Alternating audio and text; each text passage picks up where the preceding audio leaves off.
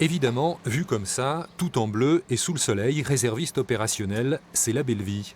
Pour Paul Aoustin, à peine 20 ans, c'est bien plus encore. C'est une vocation. J'ai toujours été très intéressé par les métiers de la gendarmerie. Et puis, face à l'actualité, j'ai eu aussi envie d'agir concrètement pour la France. Et puis aussi avoir un sentiment d'utilité, renforcer nos camarades d'active. Lui sera gendarme, c'est sûr, mais on n'est pas obligé. Après une préparation intensive de 15 jours, on devient réserviste.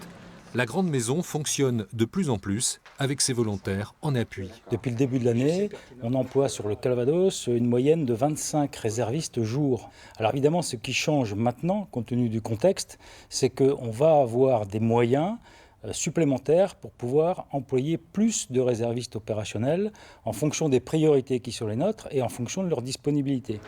Et selon une autre tradition bien établie, la gendarmerie peut aussi compter sur ses jeunes retraités.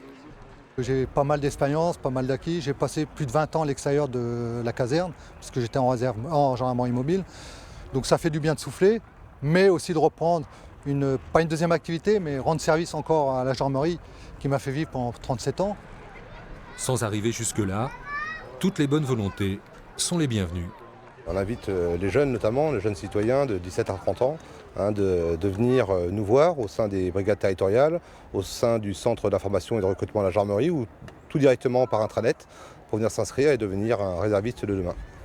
Au total, la Manche, l'Orne et le Calvados disposent d'une réserve de 800 personnes. L'objectif est d'atteindre 1400 en 2018.